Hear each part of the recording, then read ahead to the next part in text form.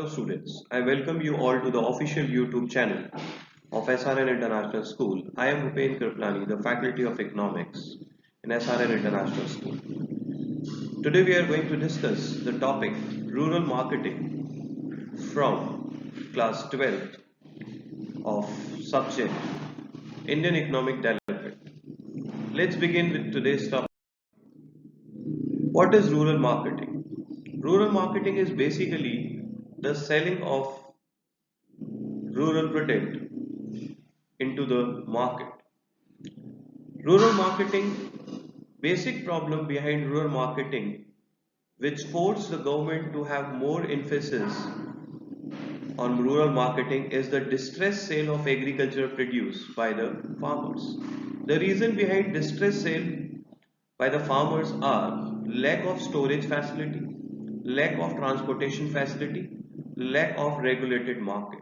These are the basic reasons why a farmer is compelled to have distress sale of agricultural produce. Let's see the role of marketing cooperatives. Before 1954, marketing cooperatives have separate identity. But after 1954, marketing cooperatives were linked up with credit cooperatives. Credit cooperatives were essentially the multi-purpose cooperatives, looking both credit and marketing needs of the rural producers. These cooperatives were at village level, state level and national level. There are five cooperatives. The first one is National Cooperative Development Corporation NCDC. Then we have National Agriculture Cooperative Marketing Federation. Then we have a National Cooperative Tobacco Growers Federation Limited.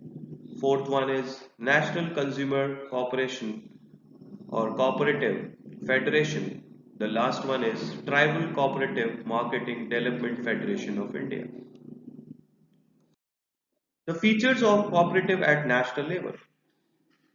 There are special commodity marketing societies dealing exclusively in one or group of related commodities. Most rural marketing societies and other agriculture societies have their own godowns. In 2003, the storage capacity of 24 lakh tons of produce, and it is made possible by launching cooperative storage project including NCDC, World Bank and European Economic Community. Let's see the functions of cooperatives. To market the product on behalf of the farmer, which help them in getting a better price. To arrange the transportation of agricultural produce. To arrange the storage facilities to act distress sales. To arrange the grading of products. To provide loans to the farmers so that they are not compelled for distress sales. To provide supply of inputs like seeds, fertilizers at a reasonable rate to the farmers. Let's see here the agriculture diversification. It refers to the adoption of new farming patterns, new input, new resources of rural employment different from the traditional, spreading of farming between different crops, that is both food crops and cash crops grown together. New inputs refers to shift from chemical input based farming to the organic input based farming. New sources of employment is shift from farm sector to the non-farm sector. Why there was a need for diversification? The need for diversification was reducing risk of exclusively dependence on farm sector, provides sustainable employment to rural people. Non-farm activities like agro-processing, animal husbandry, horticulture, fisheries, etc. have their additional income and will give more better standard of living. It has less risk as compared to the farm sector also.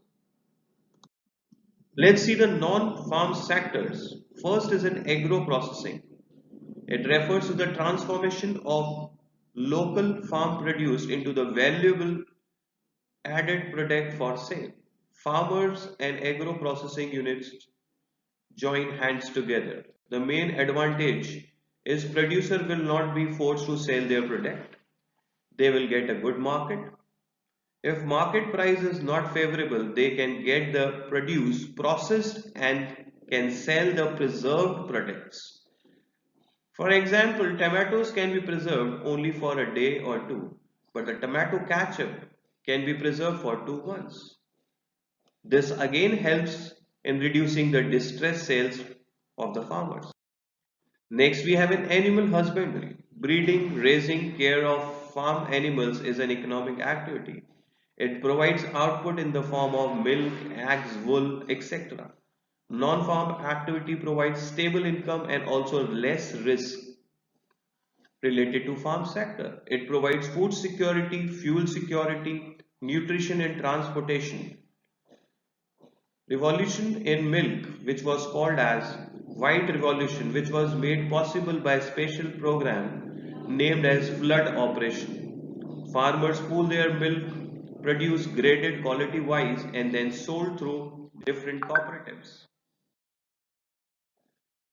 Horticulture. It refers to the production of food, vegetables, flower, medicine, plants, spices, etc. India is the second largest producer of food, fruits and vegetables. It contributes nearly one third of the output of agriculture and about 6% of India's GDP.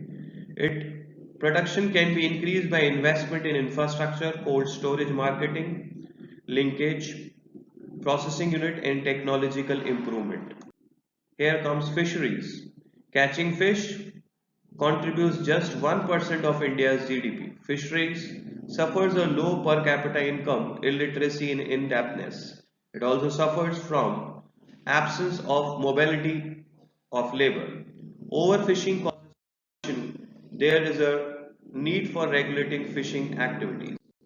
Organic farming. It is an eco-friendly farming. It does not require any use of insecticide and pesticides. It maintains and improves the soil fertility. Advantages of organic farming is cheaper inputs, more nutrition value, good sources of employment, potential in export. Disadvantage, less yield per hectare, soon perishable and little more expensive. I hope you all have understood today's topic, that is agriculture marketing and agriculture diversification. If you have any query, please drop it in the comment section. Please like, share and subscribe the video. Thank you all. Stay safe, stay healthy.